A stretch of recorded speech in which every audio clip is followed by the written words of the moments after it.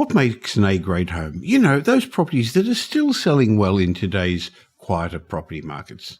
That's one of the questions we answer in today's question and answer podcast with Belinda Botzolis. And we also answer the question about, is this the right time to buy, to hold, or to sell? I know that's a question on the mind of many home buyers and investors. Now, Belinda, who's going to join me, is a valuer. Well, she's been a valuer for over 16 years, but she now brings her passion and years of experience to her role as a property strategist at Metropole. So I'm sure you're going to find her answers insightful. Welcome to today's show. Welcome to the Michael Yardney podcast, where twice each week you will learn a number of new ideas regarding success, property investment and money in around 30 minutes. Our show is brought to you by Metropole, who specialise in helping you grow, protect and pass on your wealth through strategic property and wealth advice. Now here's your host, Michael Yardney, Australia's authority in wealth creation through property, who has been voted one of Australia's top 50 most influential thought leaders.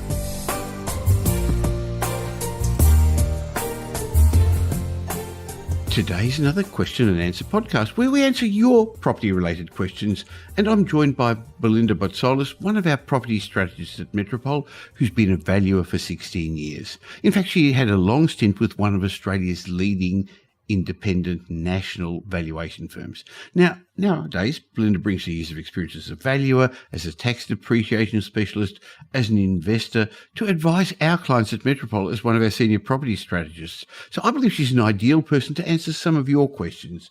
So welcome, Belinda. Thank you, Michael. Well, the last question and answer session went really well, and I know that you have a very large following on social media, and if people are interested in just getting to know you a little bit, they should just look for the Valuer House on Instagram or TikTok. But Sarah left a great question that I bet as a property strategist you see a little bit as well. She left this question on our Property Update website saying, I feel I've missed the recent property boom. We own our own home and we've got substantial equity in it, but we haven't bought an investment property yet. Sarah went on to explain, we were planning to do this earlier this year, but with all the news of rising interest rates, rising inflation, concerns about a recession and a housing market crash, is this really the time to get into the property market? Now, I bet Sarah's not the only one. They're thinking, should I buy, should I hold, should I wait? What are your thoughts, Belinda? I'm with you, Michael. I think it is definitely one that most people are thinking about at the moment. And, you know, you can't escape the headlines that claim property markets, particularly in the large mainland capitals, have started to fall. They have a little bit. Yeah, I guess, you know, and I think it's a time now that you've got to ask yourself, is this the leg up the first homeowners so desperately need, you know, to get themselves into the property ladder finally at last? You know, also you've got to think, is it the perfect time to trade up from your current home to make space for your growing family? Now, that's a really good point, Belinda, because if you're buying and selling in the same market, it doesn't really matter, does it? No, it's actually the perfect time to do it, because you have a lot more transparency. It's a buyer's market, as they say. So I think you don't have to make those quick rush decisions. And yeah, you may not get as much for your home today, but that home you're about to upgrade to is in Sydney and Melbourne, not in Brisbane, Adelaide and Perth, but in the more expensive suburbs of Sydney and Melbourne, is going to be cheaper than you would have been able to buy a few months ago. And it might actually be cheaper than renovating right now. So definitely. Take that into consideration too. So once you factor a reno and then you factor in a complete new home, you're probably better off. So, yeah. And I think too, you know, I also think investors, you know, are acting now to secure an investment property that builds a foundation under their wealth. Even just saying, should they just calm down, bide your time and wait and see if the market continues to fall? These are all sort of, I think, definitely something Sarah should think about. Definitely. So we don't know your personal circumstances, Sarah. We don't know if you are able to get finance, what your budget is, where you are looking to buy, what investment area you are looking at. But I guess my first bit of advice is don't try and time the market. We've seen so many property experts try and fail. They got it wrong in 2020 and 2021, and now the same experts are saying the market's going to crash. You'll only know if you miss the opportunity of that lifetime. Once it's passed you by, and I guess you maybe only understand if it's the wrong time a few months down the track. But don't bother speculating on the future.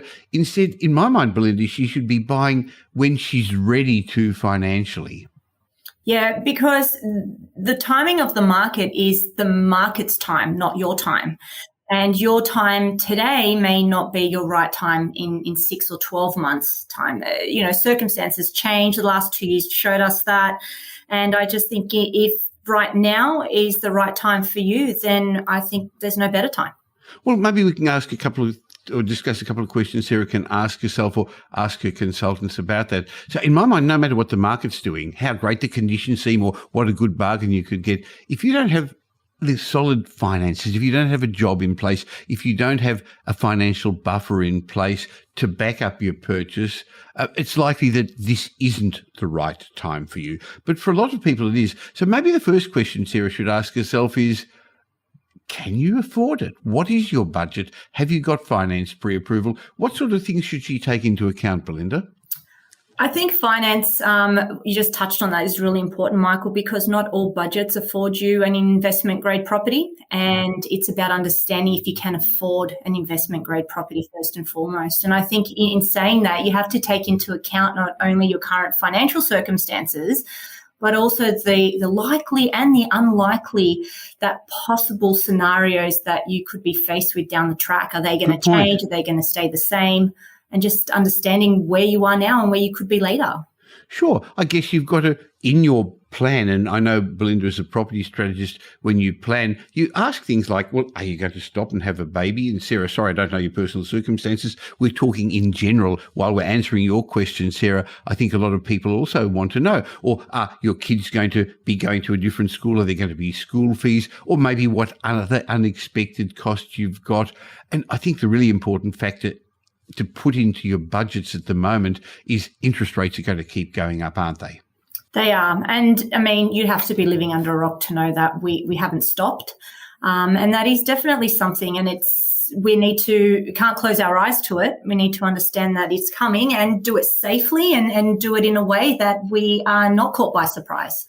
That's a good point, because the bottom line is it's not how high interest rates are going to go. If you can afford them, the answer is that if you've budgeted for them and if you've allowed a financial buffer, we at Metropole help our clients not only buy property but buy time to secure their financial future, just to ride the market. So I guess that's the other question you should be asking yourself. Is this the right time for you, Sarah, in your life stage to buy an investment property? It's such a great question that Sarah's asked, Michael, because it's not just isolated to her, it's isolated to so many people. And I think if anybody is listening to this and they did perhaps feel a little bit, alone in these thoughts, you're not the only one. It's okay to feel scared, but it's also the right time, I think, if it is your time, to start planning properly and not doing things by gut feel or just making decisions off a hunch. So right. It's about your own lifestyle, the stage of your life, and that should be the key driver to your decision making. If you're buying a home to live in, your personal needs should be dictating your time frame. In other words, is this the right time for you, your family? Are you upgrading, you're downgrading, you're having kids? Have you unfortunately separated or divorced, or maybe moving to a school zone? Then don't worry about the market. Look, you're a valuer, Belinda. I think, well, you still are a registered valuer. I am. How valuable the price of the property is, I guess, important at 3 times. When you buy it, because you want the banks to value it at what you paid for it. And interestingly, despite the changing market conditions, in all the properties we buy, and we buy many, many each week around Australia for our clients at Metropole, we've actually never had one knocked back on valuation. So you've got to get it right then. You also got to understand what the value is when you plan to refinance down the track. And then I guess if ever you choose to sell it. But in between, while it's interesting, it doesn't really matter what the market's doing, does it? No. And I've seen homes that I've valued over the years where I valued right at the beginning when they purchased it. They'll come back many times over the years and refinance, and they'll come to the same bank. And because I valued it originally, the file comes across my desk again. So I have the privilege of valuing it year after year after year, 5 years increments. And I always find that the properties that they bought for themselves at the right time, it didn't really matter because they were refinancing at their right time whether the market went up or down, they would just, and I always say this, Michael, because you say it so beautifully, it's not about the property, it's about the movement of money. It's a game of finance, and that's all they were doing. Once they've secured that property, it's done. It's just then moving the money around and understanding the financial part of it. Well, that's actually a good point as well, because if it's your home, I think now's a good time. If it's an investment property, you've got to remember it's a long-term game, and it is a game of finance, as you said a second ago, Belinda, which means if today you can borrow, and I'm making up a number of $1 million, and if in 6 months, 9 months' time, when the market drops 5, 7, 10%, and some sectors will, by the way, they're not the ones we're targeting, but if it does, and that $1 million property is now going to be worth $940 or $930, or that's what you could buy it for, what's your finance capacity going to be? Because interest rates are going to go up, which means that the banks may not allow you to borrow the $1 million you could today. You may only be able to buy $900,000, and you won't buy that property, Belinda. No, that means that property that you could have afforded at $1 million with $1 million borrowing capacity is now out of reach. And you've had to now compromise on the class of property you're buying and buy something under that new amount that you're able to borrow. Yeah, your new budget. Yeah. Sure. And it's a ripple-on effect. Isn't it? So let's be clear, Sarah, you're not buying the market. You're buying an individual property in the market at the right price, and the type of property that in our mind is going to, well, that's what you should be buying. You should hold on to for the long term. And when you look back in 5 years' time, you're going to say, hey, wasn't that a great purchase? Because you're going to buy an investment grade property, an A grade property, which interestingly, Belinda, is the next question that we're going to answer. So I think it actually leads on nicely, because if you buy the right property, it's going to stand you in good stead for the long term. So bottom line, Sarah, don't make the massive decision that could impact your financial position for years based on the market conditions. So as Belinda said, consider your own personal budget, your goals, your future plans, your risk profile, and then contemplate whether buying a property makes sense, and base your decision on your strategic property plan. Of course, you've got one, haven't you, Sarah? I mean, that's what Belinda and our team at Metropole does, and that stops you from doing it based on emotion. So if you're still uncertain and you want to, you can even have a chat with Belinda. Just go to metropole.com.au and leave us your details. And Belinda, would you be happy to have a personal chat with her to help her? I feel like I know her already, Michael. I just take it to the next level. I feel like I'm invested in your journey now. But yeah, I'd love to take it to that next level, of course. Now, of course, you don't have to be Sarah. If you'd like to have a chat with Belinda, you can also do the same. Just go to metropole.com.au, find out about our range of services. And we don't sell property. So Belinda uses many years of experience as a valuer, as an investor, as somebody who loves property, who lives and breathes property, to advise our clients. Now, I was talking a minute ago about owning the right property, and Belinda, another question that was recently left on a Property Update website from Jonathan was, thanks for all the great content, Michael. I love your podcast. You often mention A-grade homes. What do you mean by an A-grade home, and how do I know what to look for? So, Belinda, let me again ask you to put your valuer's hat on. What makes an A-grade home? Because we know that at the moment where the market is flat, not as strong as it was a year ago, certain properties, what you and I would call an A-grade home, are still in short supply, strong demand, and they're still holding the values, Belinda. Look, A-grade properties, Michael, they're not as black and white as most people think they are. They don't come with a label on the front door, do they? No.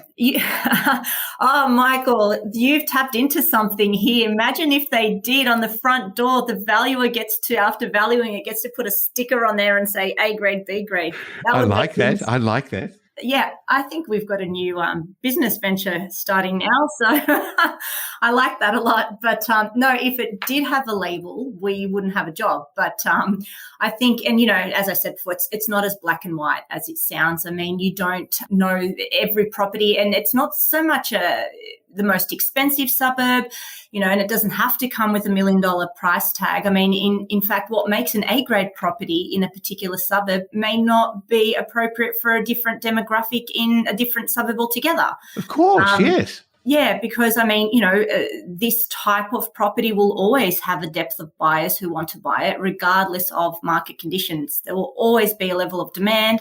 Supply versus demand will always play a game in what becomes that ideal property. So buyers usually need to make some compromises if it's not out there for them to find.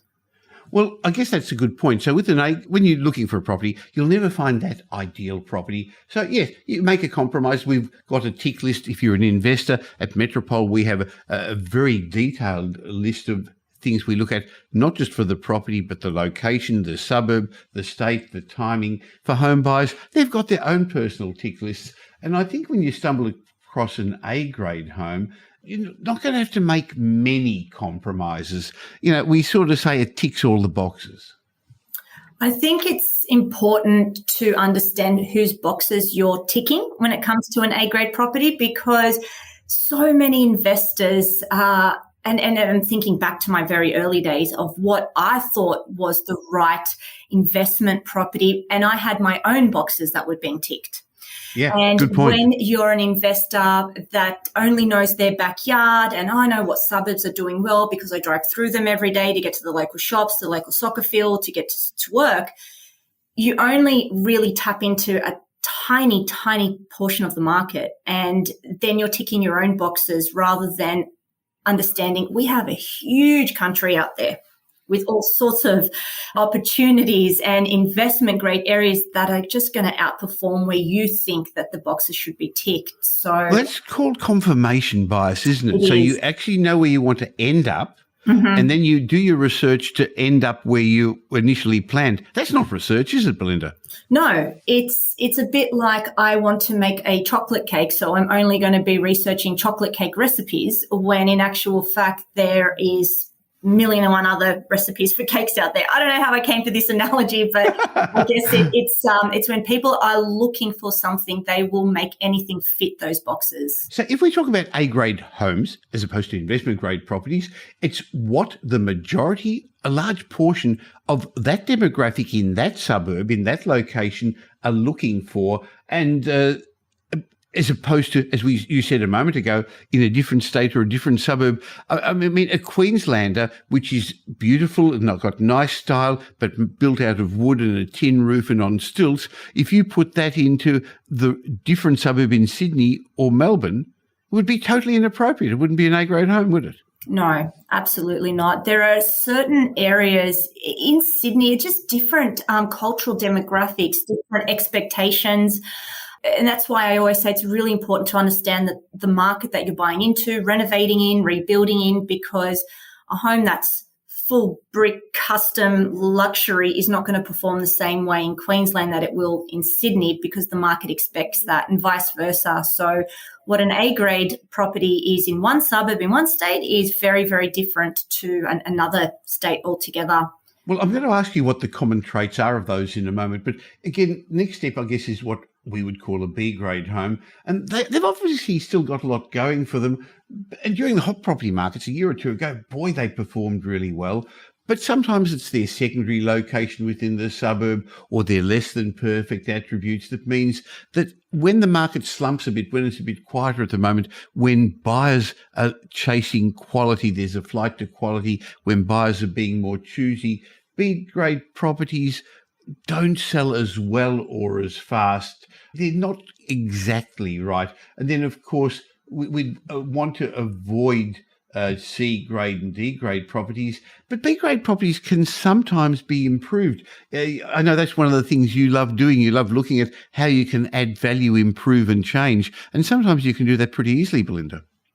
It can, and I've said this analogy before, Michael, so it might sound a bit cheeky, but I talk about putting lipstick on a pig when it comes to renovating your home. And I don't mean this in a derogatory way, but a simple renovation can really increase the value of a home. But the aesthetics of a home for a B-grade property is something you can change, but a few things you cannot change, and that is the location and the orientation and the land size of a property. Look, we can all do a little bit creative, sense with a floor plan, with the aesthetics. that stuff you can change. But if you're located on a busy road, a thoroughfare, opposite a school, near a commercial residence, a premises of some sort, that can never change. That they may even fall into the C-grade properties, which is not just the property itself, but also the location. So let me ask you, when you go through homes, and I know you love doing this, and I know you love showing them on your social media, what are the qualities that in general they have in A-grade homes? Let's go through a couple of those. I guess when we talk about quality is the actual quality and the condition of the construction. And it's not so much, Michael, the newer homes. It is that sometimes I have walked into homes built 50 years ago, so beautifully maintained. The bones, when you talk about the bones of a home, it has been well built. It is in great condition for its age, and that just opens up a wealth of possibilities in terms of renovating, of making it a better type of property, increasing its marketability, meaning it's in a better condition with the renovation. But the actual home itself, even though it's old, is in great condition. We've all walked into those, haven't we? And it's got that feel. You can't always put your finger on the word to it, but it's got quality. I think one of the other things that's important, I guess, would be scarcity, Belinda. Would that be right?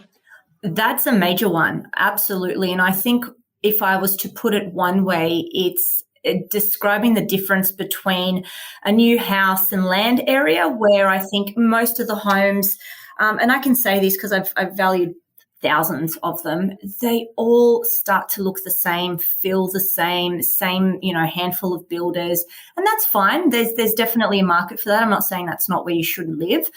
But if we're looking at that compared to an established area where they are mainly owner occupiers, you've got grandma and grandpa been living there since the 50s, and your parents have been less likely to be moving out of those homes and putting them on the market. So you have a real scarcity of properties, and it plays into that supply and demand. So if you have a good quality property that's coming into an area with not many similar type homes, people are going to jump on them. And that's why the scarcity is so important. Okay, and sometimes it's scarce because of the period, the style, the Victorian, the Edwardian, in the right location. Natural light makes a big difference. I know you talk a bit about that. North aspect is key. It's especially in a country like Australia where we are spoiled for natural light. We've just got such beautiful sunshine, great weather. It means you can enjoy the outdoors as much as you enjoy the indoors. Unless you've lived in a south-facing apartment, which I did on my very first purchase, didn't think much of it. It's okay. Who cares? By the third month, I was like, this is not for me. I'm a sunshine girl.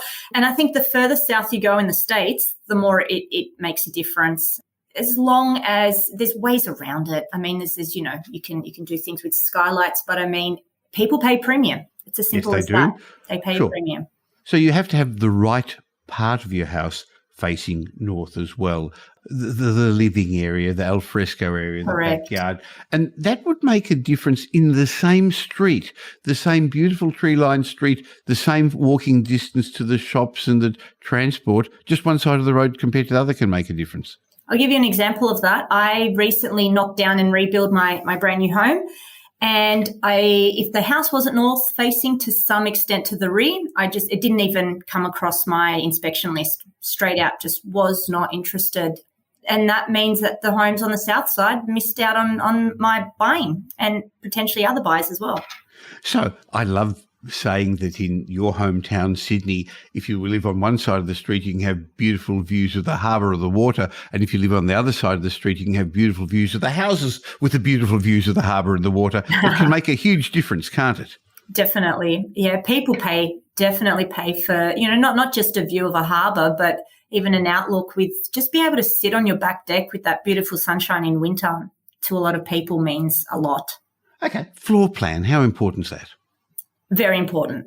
As someone that's walked through about 15,000 properties, and I don't say this to impress anybody, it's just how it is, I could walk into a home within the first 5 minutes, know if it's a good floor plan or not. Quite simply, very easy. And then I value... Belinda, it's not true. I think you can do it within the first 30 seconds. Yeah, pretty much. I don't think it takes you 5 minutes. It was a big home, Michael. It took me a while to go through. I had to go upstairs, the backyard, check out the basement. And also we, as a trained valuer, you got to value off the plan, off the floor plan to be able to tell the bank what to lend at the end. It just the flow of the property. It's get the flow of the alfresco and they're toward the backyard and family homes. They want to watch the kids in the backyard from the kitchen, from the back deck. And buyers are willing to pay more for properties with, symmetric and convenient layouts. Now, it's not just homes, because apartments also, if you fall straight into the living room as you walk into the apartment, it's different to if you have a little entry section. If you've got the bedrooms off corridors, which is not as efficient space-wise, and that's why a lot of the new developers don't put them. But if you've got some sound deadening because your bedrooms don't come off the main living area, so one partner can sleep, or if you're sharing your accommodation. So floor plans are important, and usable balconies are critical. So not just having the tiny ones, that makes a big difference in apartments, I'd assume.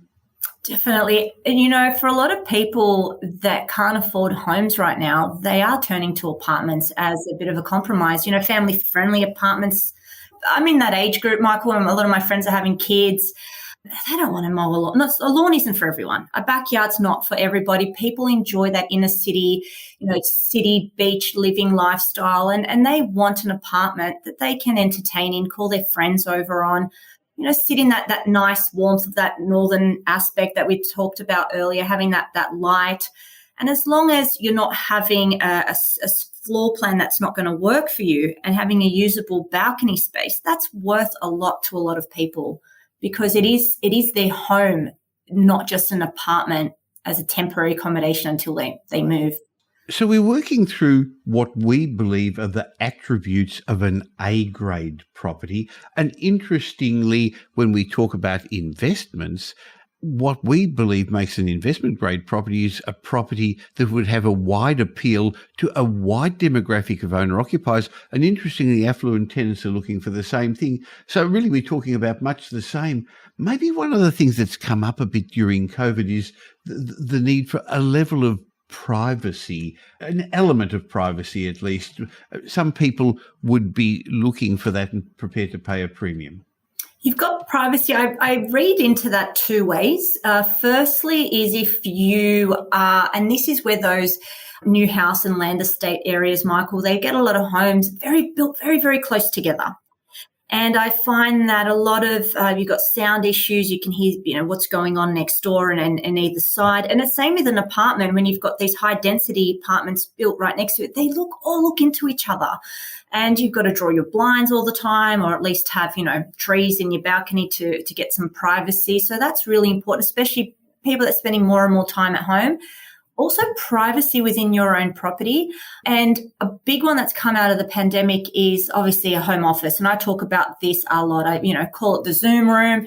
Needs to be a room that you can close the door, have private conversations with clients. The mix between working from home and working from the office means that we are spending more time on the phone, on Zoom. And we've all got families. We've all lived with people. They make noise. They make dinner. And you want to be able to close that room, have your two screens, have your Zoom on, and be able to talk in private, because professionals have confidential conversations. You just don't want anybody listening in. You've got teenagers now. Kids are not playing on their bikes on the street. They want to bring their friends over. They don't want mum and dad listening to them. So I think privacy within a home, and that falls back on a good floor plan as well, is making it all flow and have these different parts of your home that you're able to be private, be functional, not just people from the outside looking in privacy, but also privacy within your home and how you use your space.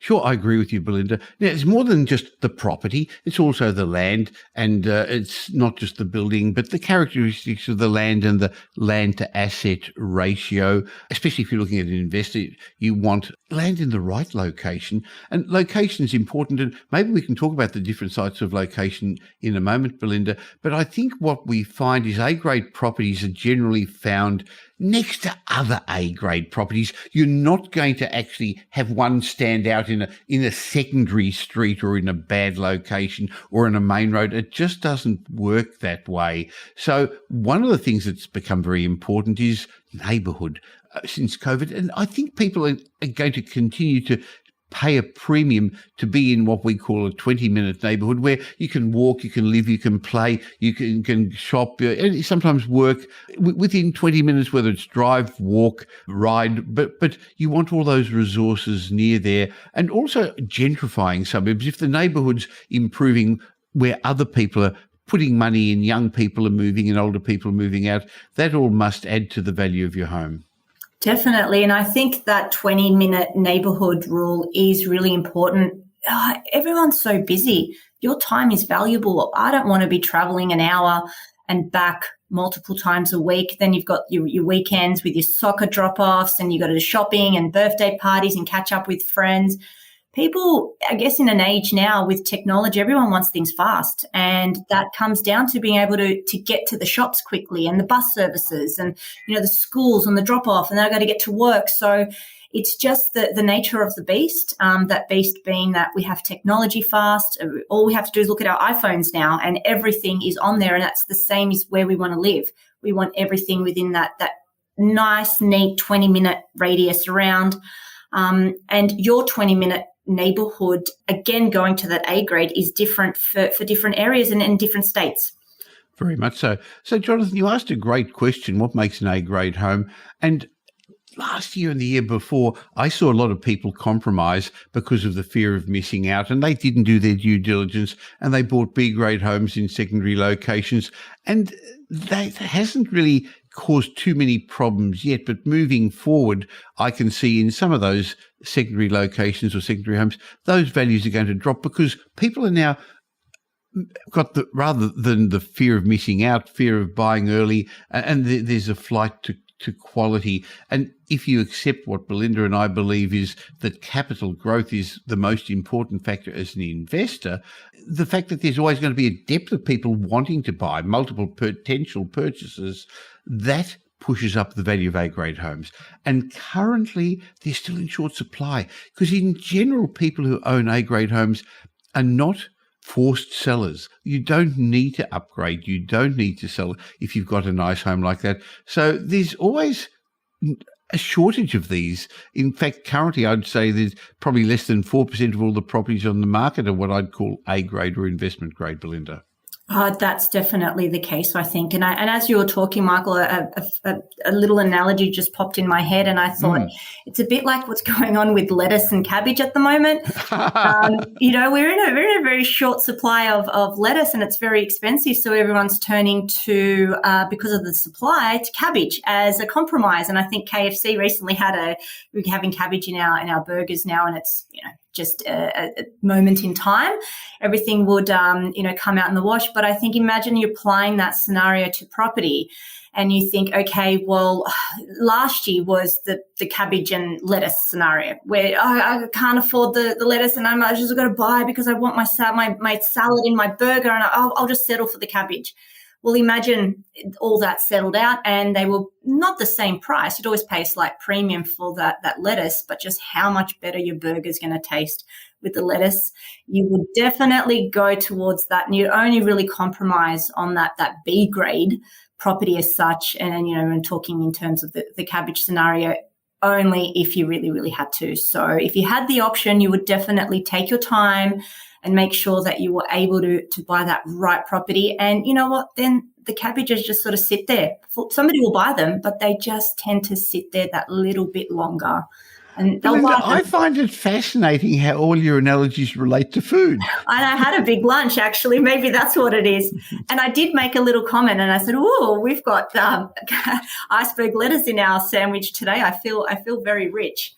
Well, that's what happens when you live and work in the better suburbs of Sydney. So if we're looking at locations, maybe I've got a different sort of analogy, and maybe it's a little bit like Monopoly, because everyone wants to buy Mayfair, the most expensive street on the board. No one really wants those cheap locations at the other end. I bet nobody actually ever wins Monopoly owning Old Kent Road as well. So if we're looking at properties and what makes an A-grade location, again, it's different in every state. But in my mind, there are 4 levels of location. There are the discretionary locations. They're the most expensive suburbs, the established money suburbs, where most of the residents have lived for a long time, where many of them have paid off their home years and years ago. And these are the established inner ring and bayside, waterside suburbs. Think Toorak, Brighton, Kew in Victoria, Tenerife or New Farm in Brisbane, Darling Point, Bellevue Hill in Sydney. Now, over the long term, this high end of the property market outperforms other segments because of their scarcity. And in particular, we know that the rich are getting richer and they want to live in these sort of suburbs and they can afford to and they're prepared to pay a premium to live there. So these suburbs actually led the cycle, the growth of the last property cycle. But at the moment, Belinda, this upper end is also slowing down a little bit, but that seems to happen every cycle. It's a little bit more volatile because it's more thinly traded. That's right. And I think this will always, it's been the case for, if you go back in 5-year increments, it's always been the case. And just when you think those markets can't go up anymore, they do. They do. And they will continue to. And I think if you just understand that, they are going to be cycling in this way. And of course, not everybody can afford to buy in this end of the market. So not only are you getting thinly traded homes, but you're also getting sort of that thinly traded market demand of people potentially buying in there as well. They'll come around. But well, they're A-grade homes and A-grade locations, but not necessarily investment grade because the market is more thin and the yields are lower. So we actually look in general at the next round of suburbs, and that's what I call aspirational locations. And these are the upper middle class areas, the gentrifying suburbs of our big capital cities, which would also be considered A-grade. Think upper middle class suburbs like Bentley and Elwood in Melbourne, Paddington, Mosman, Randwick, Newtown in Sydney, Camp Hill, or the Grange in Brisbane. These are where more affluent millennials are aspiring to move to, because now many of them are moving out of apartments. They're moving into the family formation stage of their life. They've got 2 incomes. They're doing well. And this wealthier demographic, when it moves into the suburbs, tends to push up property values. Interestingly, the last property I just bought, or I didn't even see it until months afterwards, our team at Metropole bought for Pam and me to do a development in Brisbane. When we went and had a look, there were a lot of old homes there. Interestingly, there was a school, a couple of 100 metres away, a very good private school. There were shops a bit of a distance away. But in the street in this suburb, every third or fourth house had been pulled down and new homes, and also dual occupancy homes, 2 houses on the big blocks each were being built. It was a gentrifying suburb. Gentrification goes on over quite a number of decades, but it's a big driver of capital growth, Belinda. It is, and I think it goes back to your point about scarcity as well, because they are so tightly held, and when they do come on the market, then you do get what you call those, millennials that are wanting, the affluent millennials that are wanting to move there. Their friends are moving nearby. It's a status thing. They want to be in the nicer areas. And then with the nicer areas come the schools, come the walkability, the 20-minute location. So it all, and I guess as you're listening to this, you're finding how it all starts to weave together. These aren't things in isolation. They all come together. So, that's what I love about Metropole and coming as a valuer, Michael, is that these things just make sense. But when you bring them together, that's why it makes so much sense that it's an A-grade property. Understanding it in isolation, that's where you make your mistakes. But when you understand it and bring it all together, I think that's how you distinguish between those A, B, and C-grade properties. And I guess A, B, and C grade locations. Affordable locations are the next round of suburbs. And that's interestingly where most homeowners and I guess many investors look, because that's where they can afford to. However, sometimes investors buy in these suburbs because their advisors, and I'm using that word in sort of quotation marks if you could see me, they advise to buy at the cheaper end of the market.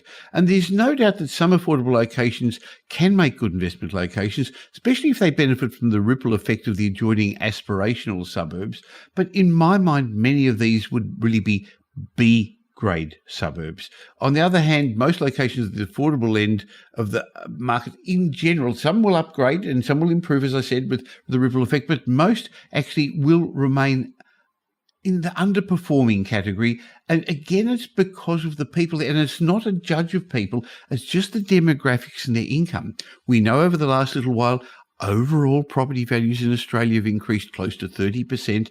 Wages haven't gone up much in those 3 years that property values went up that much. So in some locations, prices have just got too far ahead of themselves, and there's not going to be strong capital growth for a long time. And these are these more affordable areas. And similarly, in my mind, tenants who rent these locations live there because that's all they can afford, and they're unlikely to be able to pay you increasing rent over time, since many of them are only 1 or 2 weeks away from broke. So as an investor, I'd steer clear of affordable locations.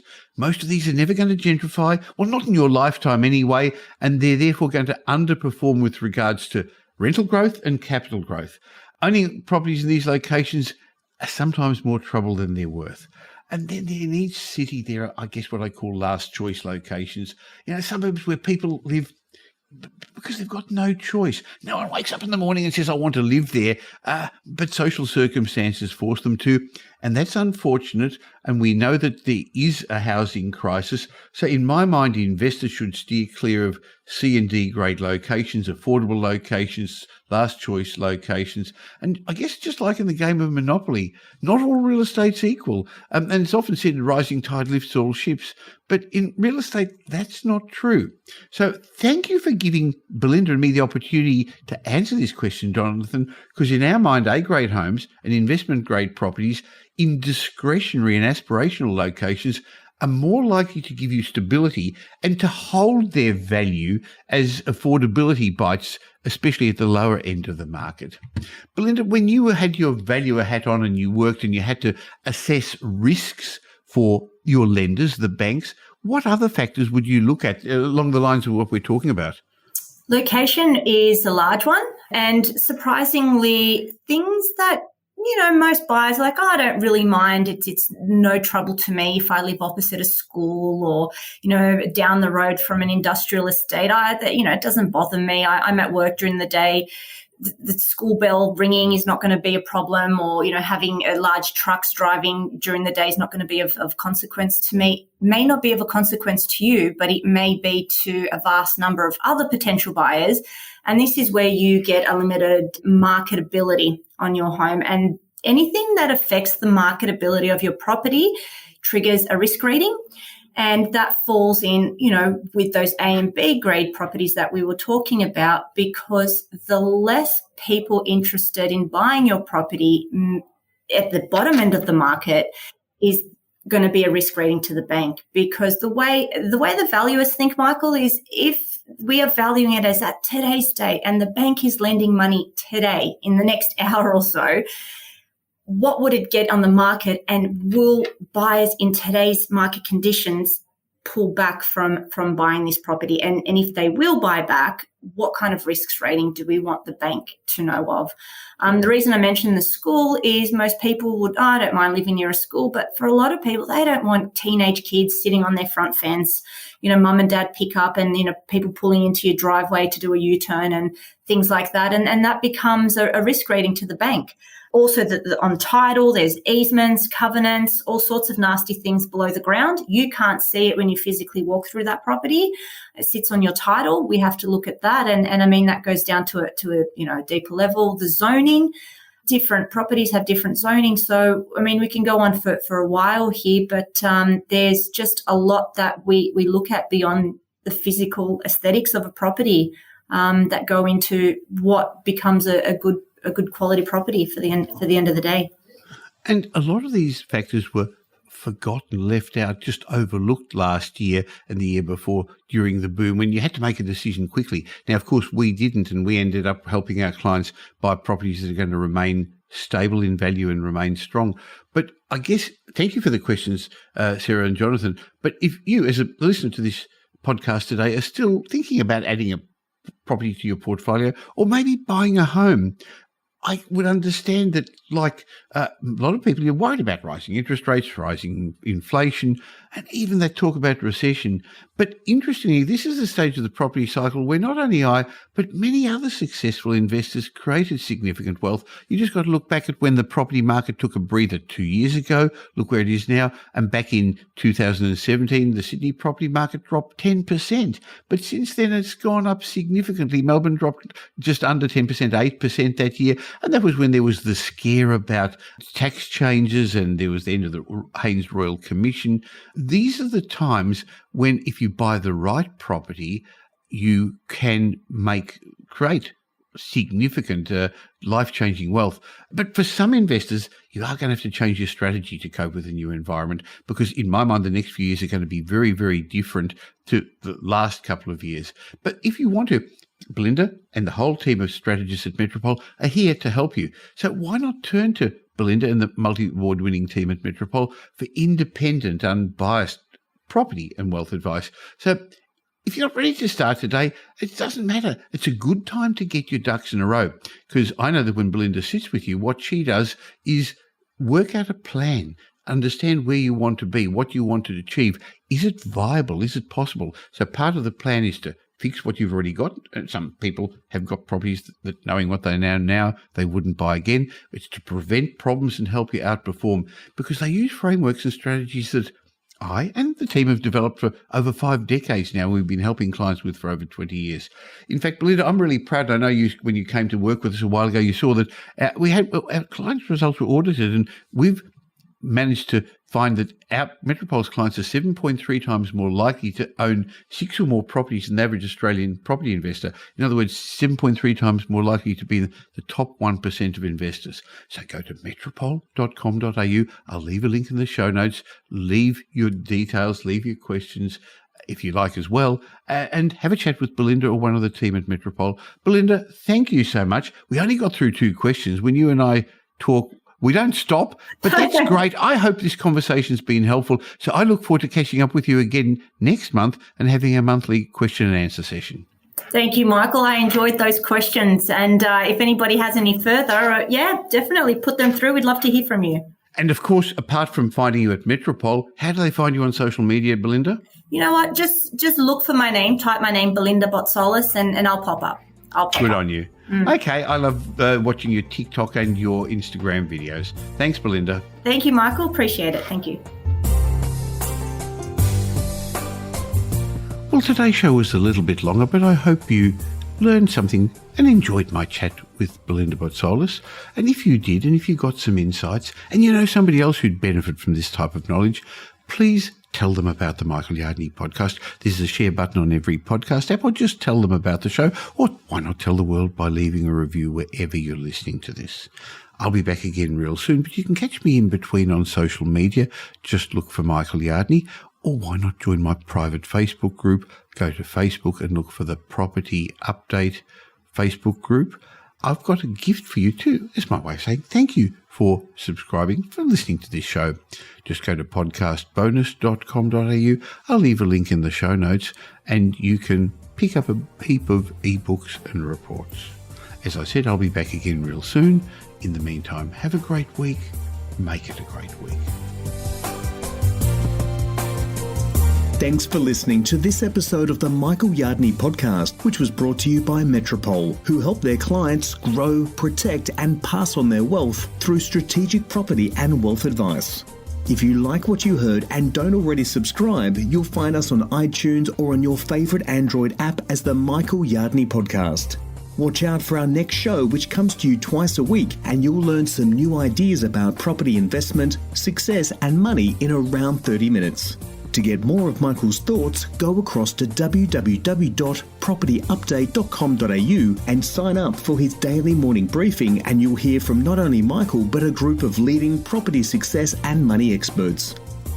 And just a reminder that the information you heard in this show today is general educational advice and not specific investment advice, as we don't know your personal circumstances. If you're looking for specific advice, why not ask the team at Metropole to help you?